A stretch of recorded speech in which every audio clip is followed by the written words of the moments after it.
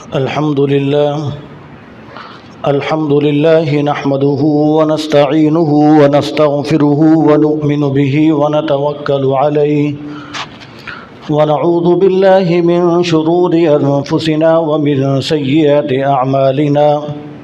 من يهده الله فلا مضل له ومن يضلله فلا هادي له ونشهد أن لا إله إلا الله وحده لا شريك له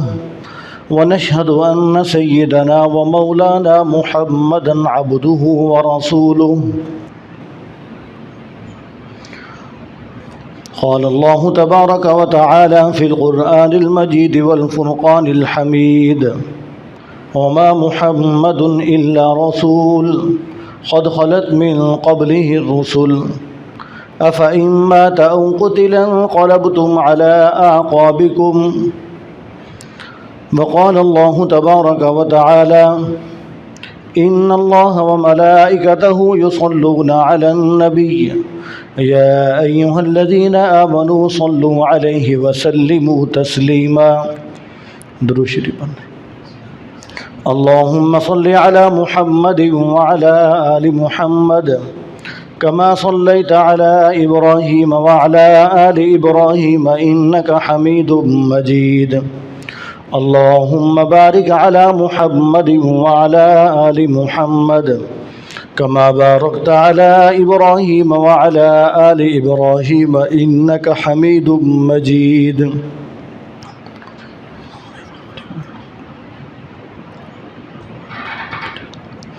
محترم سامعین، اللہ رب العزت کا لاکھ لاکھ احسان ہے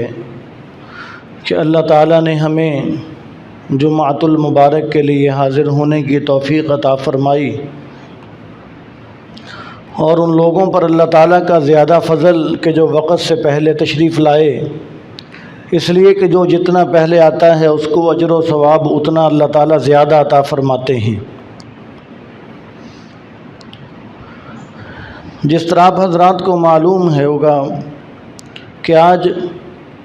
شوال کی 18 تاریخ ہے، اور 17 شوال کو غزوہ احد اسلام کا ایک معرکۃ الآراء غزوہ پیش آیا۔ تو 17 شوال کو غزوہ احد پیش آیا، تو اس حوالے سے غزوہ احد کے متعلق کچھ باتوں کا آج تذکرہ کرتے ہیں۔ قریش مکہ کو غزوہ بدر کے اندر بہت زیادہ عبرتناک شکست ہوئی، تو جب ان کو غزوہ بدر کے اندر عبرتناک شکست ہوئی تو اس وقت کے بعد جا کر انہوں نے یہ تیاری شروع کر دی کہ ہم اب دوبارہ مسلمانوں سے جنگ کرنے کے لیے جائیں گے، اور جو ہمیں غزوہ بدر کے اندر ذلت اور رسوائی کا سامنا کرنا پڑا ہے وہ ہم بدلہ چکائیں گے۔ تو انہوں نے اپنی طرف سے بھرپور تیاری کرنا شروع کر دی،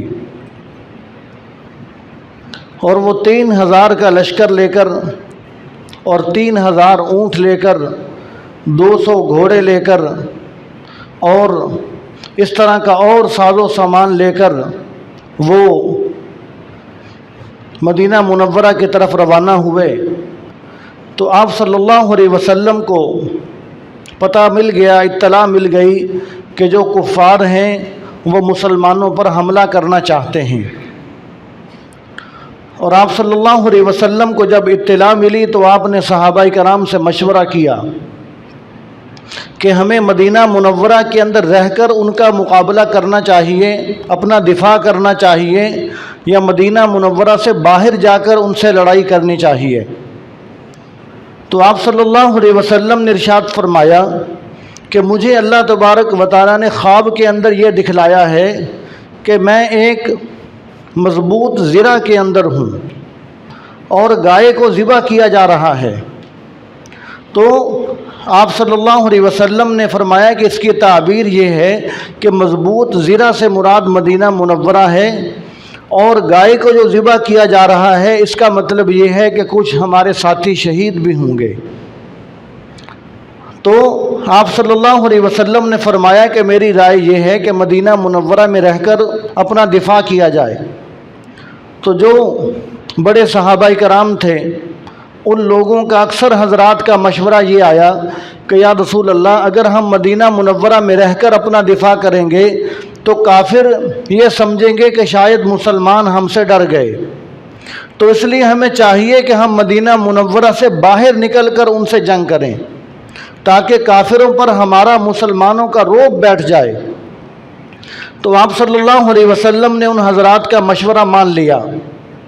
اور زرہ پہن کر گھر سے باہر تشریف لائے۔ تو پھر صحابہ کرام نے کہا کہ یا رسول اللہ، اگر آپ کی رائے یہ ہے کہ ہم مدینہ منورہ میں رہ کر اپنا دفاع کریں تو ہم اس کے لیے بھی حاضر ہیں، جس طرح آپ فیصلہ فرمائیں۔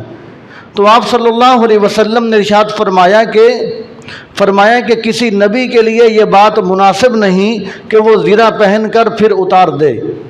اب میں نے زرہ پہن لی ہے، اب میں نے اسلحہ اٹھا لیا ہے، ہتھیار اٹھا لیے ہیں، تو اب ہم مدینہ سے باہر جا کر ہی ان کا دفاع،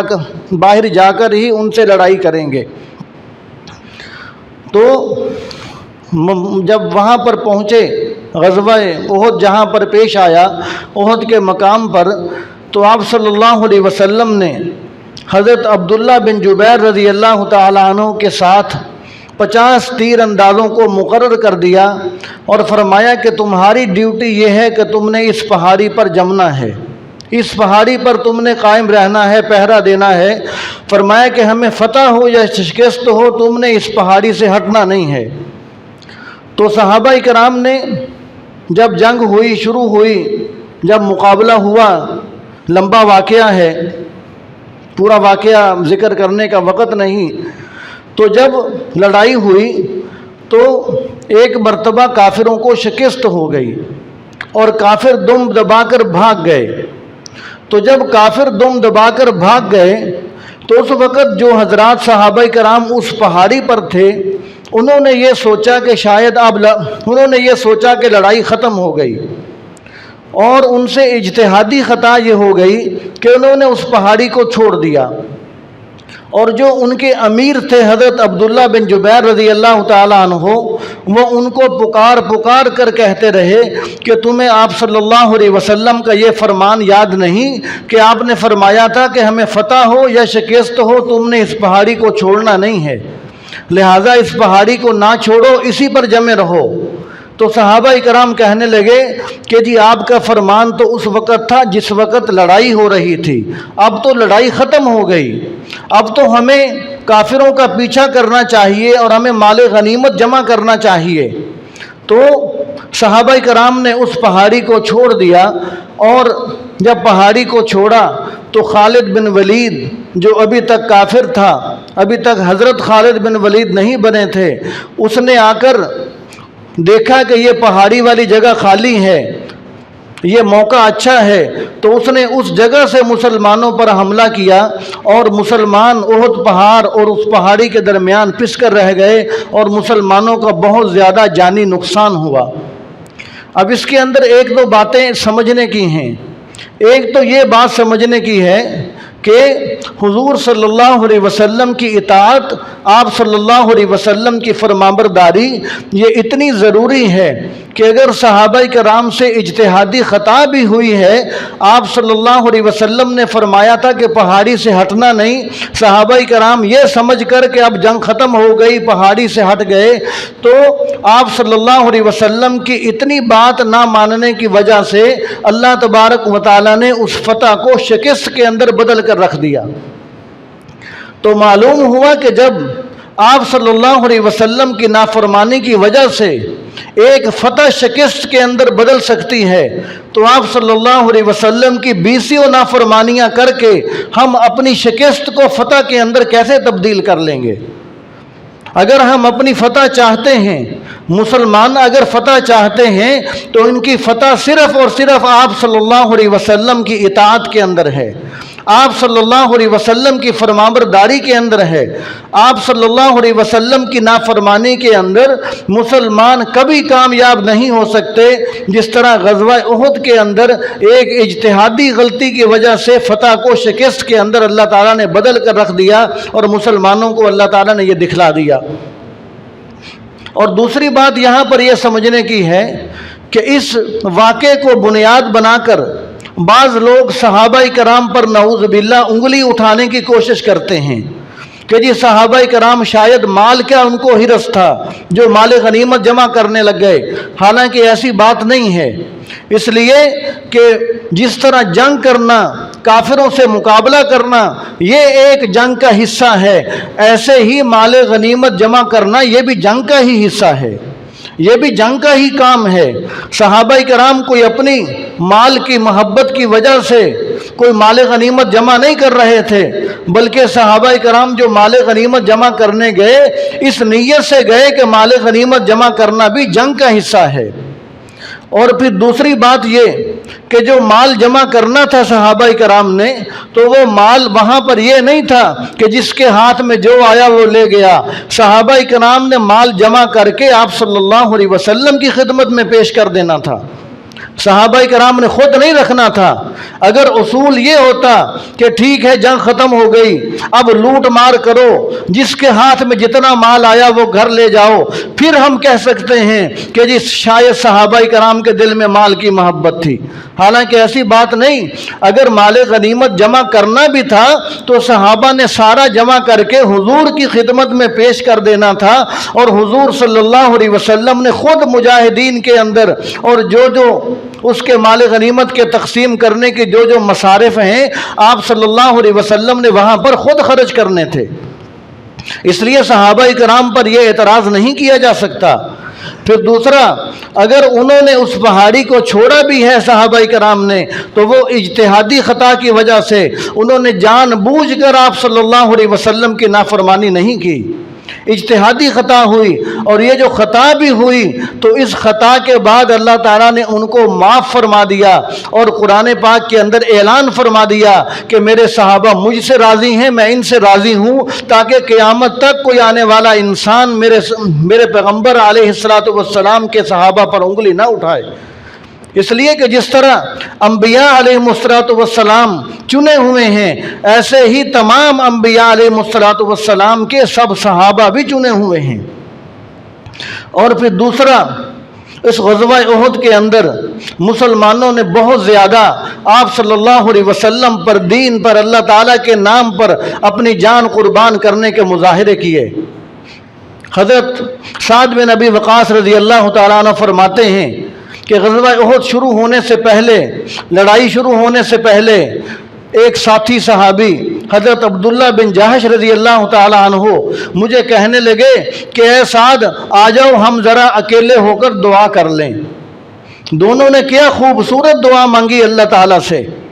حضرت سعد بن ابی وقاص رضی اللہ تعالیٰ عنہ فرماتے ہیں کہ میں نے یہ دعا مانگی کہ یا اللہ صبح میرا جو مقابلہ ہے وہ کسی ایسے بڑے دشمن سے، بڑے کافر سے ہو کہ میں اس سے لڑتا رہوں، بالآخر میں اس کو قتل کر دوں، اس کو جہنم رسید کر دوں، اور کافروں کا بڑے سرغنے کو میں قتل کر دوں۔ تو حضرت عبداللہ بن جہش نے آمین کہا کہ یا اللہ ان کی دعا کو قبول فرما۔ پھر حضرت سعد فرماتے ہیں کہ عبداللہ بن جہش نے بڑی عجیب دعا مانگی، وہ کہنے لگے کہ یا اللہ صبح میرا مقابلہ کسی بہادر کافر کے ساتھ ہو، کسی نوجوان کافر کے ساتھ ہو، میں اس سے لڑتا رہوں، وہ مجھ سے لڑتا رہے یہاں تک کہ وہ مجھے شہید کر دے، اور یہاں تک وہ بس نہ کرے، وہ میرے کان کو کاٹ دے، میرے ناک کو کاٹ دے، میرے جسم کے اعضاء کو کاٹ دے، میرا مسئلہ کر دے، اور قیامت کے دن میں تیرے دربار میں حاضر ہوں، یا اللہ تو مجھ سے پوچھے کہ اے عبداللہ بن جہش یہ تیری حالت کس لیے ہوئی، میں کہوں کہ یا اللہ صرف تیرے لیے ہوئی۔ اور حضرت سعد فرماتے ہیں کہ اگلے دن جب جنگ ختم ہوئی تو ہم دونوں کی دعا قبول ہو چکی تھی، میں نے ایک بڑے کافر کو قتل کیا، اور جب حضرت عبداللہ بن جہش کو دیکھا تو ان کو کافروں نے شہید کر دیا، اور ان کے ناک کان، ان کے جسم کے اعضاء کاٹ کر ان کا مسئلہ کر دیا۔ تو صحابہ کرام نے غزوہ احد جو کہ اس شوال کے مہینے میں 17 شوال کو ہوا، صحابہ کرام نے اس قدر جانثاری کے مظاہرے کیے۔ اور حضرت مصعب بن عمیر رضی اللہ تعالیٰ عنہ کے بارے میں آتا ہے کہ یہ ایسے امیر ترین صحابی تھے کہ بڑی شان و شوکت سے رہنے والے تھے، لیکن جب اسلام قبول کیا تو اسلام قبول کرنے کی وجہ سے ان کو سب کچھ چھوڑنا پڑا، اور غزوہ احد کے موقع پر آپ صلی اللہ علیہ وسلم نے جھنڈا ان کے ہاتھ میں تھما رکھا تھا، اور حضرت مصعب بن عمیر رضی اللہ تعالیٰ عنہ کے ہاتھ میں اسلام کا جھنڈا ہے۔ کافر نے، دشمن نے وار کیا، ان کا یہ دایاں ہاتھ کاٹ دیا، فوراً جھنڈا بائیں ہاتھ کے اندر پکڑ لیا، بائیں ہاتھ پر اس نے وار کیا کہ یہ جھنڈا نہیں نیچے گرنے دے رہا، تو ان کا بایاں ہاتھ بھی کٹ گیا۔ تو حضرت مصعب بن عمیر نے اپنے ٹوٹے ہوئے بازوؤں کے ساتھ، ہاتھوں کے ساتھ اس جھنڈے کو سینے کے ساتھ چمٹا لیا۔ وہ کافر کو اور غصہ آیا کہ یہ اب بھی جھنڈا نہیں نیچے گرنے دیتا، ان کو شہید کر دیا۔ تو حضرت مصعب بن عمیر رضی اللہ تعالیٰ عنہ کی جو شکل تھی وہ آپ صلی اللہ علیہ وسلم سے ملتی تھی، بلکہ اس سے پہلے جب حضرت مصعب بن عمیر رضی اللہ تعالیٰ عنہ کو شہید کیا گیا، ان کو دفن کرنے کی باری آئی تو ان کو دفن کرنے کے لیے کفن کی پوری 2 چادریں بھی میسر نہیں ہو رہی تھیں۔ آپ صلی اللہ علیہ وسلم دیکھ کے اپنی آنکھوں سے آنسو بہا رہے تھے۔ فرمایا کہ مصعب، قربان جاؤں تیری شہادت پر کہ تو اسلام لانے سے پہلے امیر ترین آدمی تھا، بڑی شاہانہ زندگی گزارتا تھا، اسلام قبول کرنے کے بعد تو نے سب کچھ، اپنا مال و دولت، اپنی جان، ہر چیز اللہ کے راستے کے اندر قربان کر دی، آج تیرے لیے کفن کی چادریں بھی میسر نہیں ہیں۔ اور حضرت مصعب بن عمیر رضی اللہ تعالیٰ عنہ کی جو شکل تھی وہ حضور صلی اللہ علیہ وسلم سے ذرا ملتی جلتی تھی۔ تو جب حضرت مصعب بن عمیر رضی اللہ تعالیٰ عنہ شہید ہوئے تو کافروں نے یہ سمجھا کہ شاید ہم نے نبی علیہ السلام کو شہید کر دیا، شاید ہم نے ان کے پیغمبر کو شہید کر دیا۔ تو انہوں نے یہ خبر مشہور کر دی کہ ہم نے محمد، ان کے جو سردار جو نبی ہیں، ان کو ہم نے شہید کر دیا صلی اللہ علیہ وسلم۔ تو جب یہ خبر مشہور ہوئی تو بعض صحابہ کرام ایسے تھے کہ جو پریشان ہو کر بیٹھ گئے، بعض صحابہ کرام ایسے تھے انہوں نے کہا کہ جب ہمارے نبی علیہ السلام ہی سلامت نہیں رہے تو ہم جی کر کیا کریں گے، نکلو میدان کے اندر اور اپنے آقا کے پاس پہنچ جاؤ۔ اور تیسری جماعت صحابہ کرام کی وہ تھی کہ جو حضور صلی اللہ علیہ وسلم کے گرد پہرا دے رہے تھے اور آپ صلی اللہ علیہ وسلم پر اپنی جان قربان کر رہے تھے۔ حضرت طلحہ رضی اللہ تعالیٰ عنہ کے بارے میں آتا ہے کہ حضور صلی اللہ علیہ وسلم کے سامنے کھڑے ہو گئے، جو بھی تلوار کا، نیزے کا وار آتا، ہر نیزے کے وار کو اپنے ہاتھ پر روکتے، یہاں تک کہ ان کا پورا ہاتھ چھلنی ہو کر فارغ ہو گیا، مفلوج ہو گیا، ہاتھ شل ہو گیا، اپنے ہاتھ کو تو قربان کر دیا، لیکن حضور صلی اللہ علیہ وسلم تک نیزے کو نہ پہنچنے دیا۔ اور حضرت ابو دجانہ رضی اللہ تعالیٰ عنہ دیکھا کہ کافر حضور صلی اللہ علیہ وسلم پر حملہ کرنا چاہتے ہیں، حضور صلی اللہ علیہ وسلم کی طرف چہرہ کر کے اپنی پیٹھ دشمن کی طرف کر دی کہ اے کافرو، تم جتنے نیزے مارو گے میں اپنی پیٹھ پر روکوں گا، تمہارے نیزے کو حضور تک نہیں پہنچنے دوں گا۔ اور ان کی پیٹھ چھلنی ہو گئی، حضور صلی اللہ علیہ وسلم کی محبت میں ان تک نیزہ نہیں پہنچنے دیا۔ اور حضرت قتادہ رضی اللہ تعالیٰ عنہ کے بارے میں آتا ہے کہ وہ دشمن کی طرف اپنا سینہ کیے ہوئے ہیں اور آپ صلی اللہ علیہ وسلم کے سامنے کھڑے ہیں، سارے نیزوں کو، ہر وار کو اپنے سینے پر روک رہے ہیں، اور دشمن نے نیزہ مارا، ان کی آنکھ باہر آ گئی۔ حضور صلی اللہ علیہ وسلم نے بعد میں اپنے دستے نبوت سے ان کی آنکھ اٹھا کر دوسری فوراً آنکھ کی جگہ پر رکھ دی تو وہ آنکھ پہلے سے بھی زیادہ دیکھنے والی ہو گئی اور ان کے حسن کے اندر پہلے سے بھی زیادہ اضافہ ہو گیا۔ تو صحابہ کرام نے اس قدر غزوہ احد جو شوال کے مہینے کے اندر پیش آیا، صحابہ کرام نے اس قدر جانثاری کا مظاہرہ کیا اور آپ صلی اللہ علیہ وسلم پر اپنی ہر چیز قربان کر دینے کو اپنی سعادت سمجھا۔ اور حضرت حمزہ رضی اللہ تعالی عنہ जो कि सैयदुश्शुहदा जिनको कहा गया, बड़े शुजा थे, बड़े बहादुर थे, दुश्मन से मुकाबला करते रहे। लेकिन एक दुश्मन वहशी, जो अभी काफिर था, हजरत वहशी नहीं बने थे, अभी तक वो वहशी था, वो एक पत्थर के पीछे छुप कर बैठा हुआ था। हजरत हमजा रजी अल्लाह तआला अन्हु गुजरने लगे, नेज़ा उनके नाफ के अंदर मारा और वो पार हो गया, जिसकी वजह से हजरत हमजा रजी अल्लाह तआला अन्हु शहीद हो गए। और काफिरों ने फिर हजरत हमजा के नाक को काटा, कान को काटा, होंठों को काटा, जिस्म के आज़ा को काटा, उनके लाश की उनकी बेहुरमती की गई, जिसकी वजह से आप सल्लल्लाहु अलैहि वसल्लम को बहुत ज़्यादा रंज हुआ, बहुत ज़्यादा तकलीफ़ हुई। तो हजरत हमजा रज़ी अल्लाह तआला अन्हु की शहादत के बाद, जब कुछ अरसे के बाद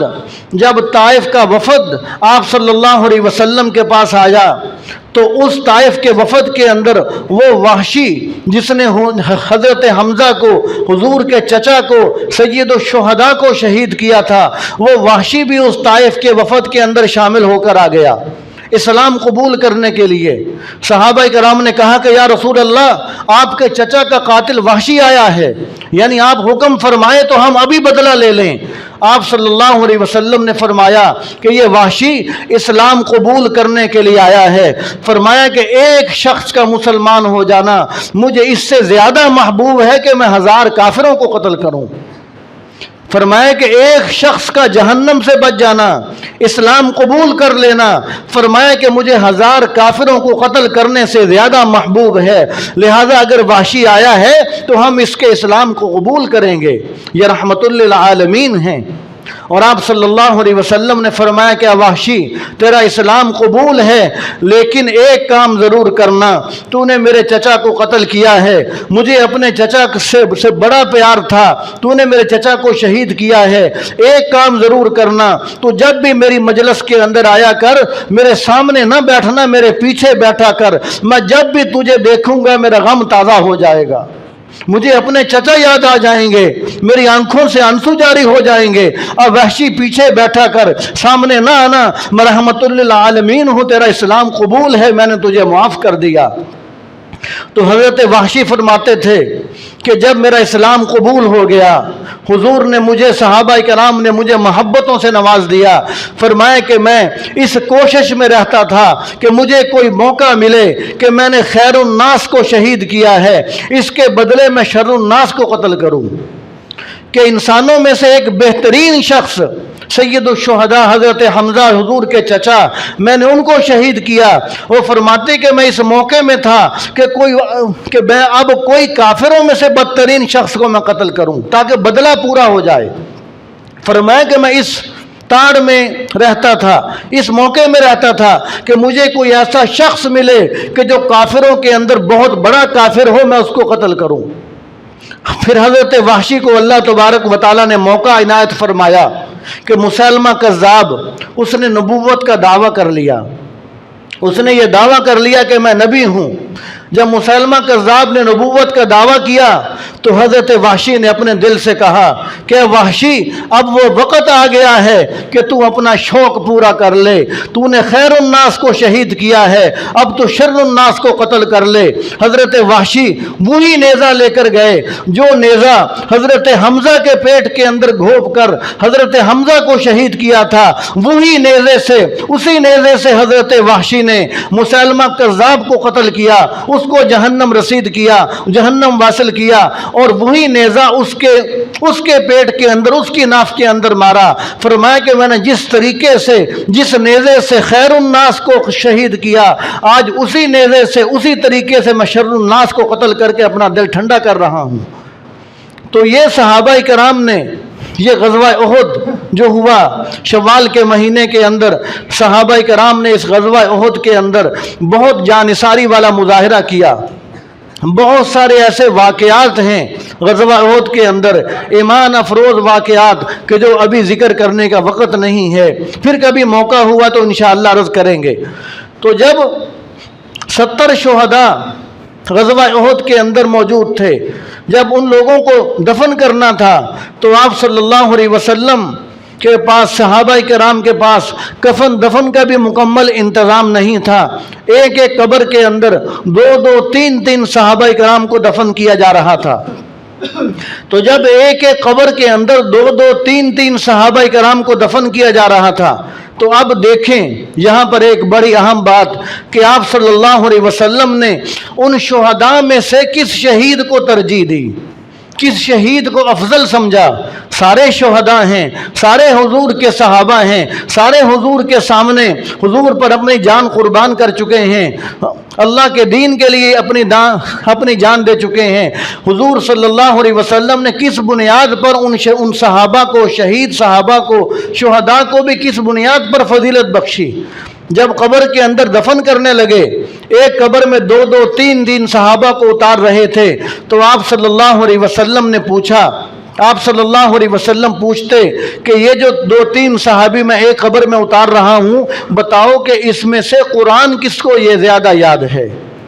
اس میں سے قرآن کس کو زیادہ یاد ہے؟ بتلایا جاتا کہ اس کو قرآن زیادہ یاد ہے، اس کو آپ صلی اللہ علیہ وسلم قبلے کی طرف رکھتے، پھر جس کو اس سے کم یاد ہوتا اس کو اس سے پیچھے، جس کو اس سے کم قرآن یاد ہوتا اس کو اس سے پیچھے۔ تو آپ صلی اللہ علیہ وسلم نے شہدائے احد کے اندر بھی قرآن جن کو زیادہ یاد تھا ان کو فضیلت دے کر بتلا دیا اپنی امت کو کہ دیکھو،